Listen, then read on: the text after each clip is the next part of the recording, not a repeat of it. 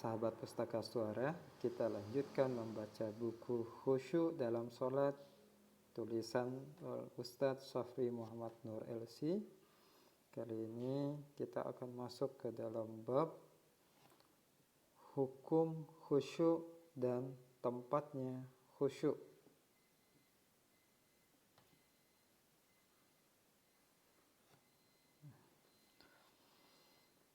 Bismillahirrahmanirrahim.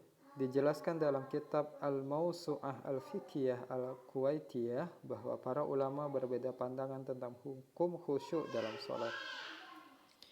Pendapat pertama, menurut mayoritas ulama, hukum khusyuk dalam sholat adalah sunnah, bukanlah suatu kewajiban yang harus ditunaikan, dan bukan pula sebuah syarat yang apabila tidak bisa dikerjakan, maka bisa mengakibatkan ibadah sholat kita menjadi tidak sah.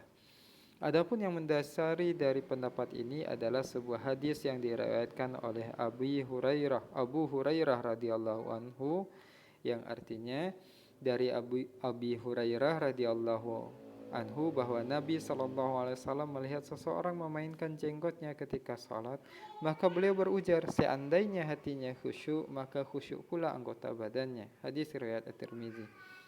Hadis di atas menerangkan bahwa Nabi mendapati salah seorang sahabat yang tidak khusyuk karena memainkan jenggot ketika sholat. Namun Nabi tidak menyuruh sahabat tersebut untuk mengulangi sholatnya.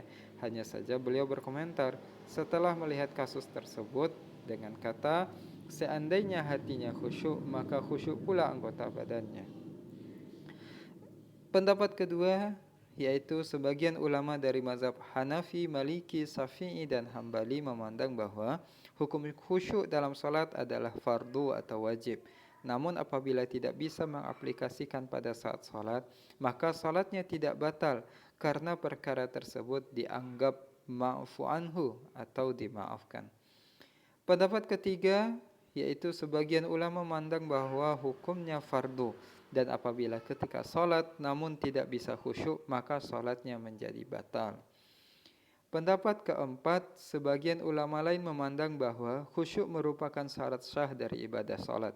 Hanya saja menurut ulama yang berpandangan dengan pendapat ini, menjelaskan bahwa persyaratan khusyuk ini tidak berlaku dari awal memulai sholat sampai dengan akhir sholat, tapi cukup di beberapa gerakan saja. Sebagian dari ulama ini menjelaskan tentang batasan khusyuk yang harus ada dalam sholat, yaitu awal memulai sholat.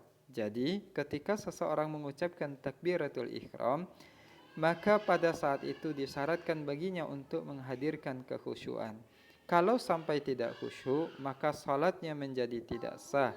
Dan selepas takbiratul ihram, maka khusyuk bukan lagi menjadi syarat sah.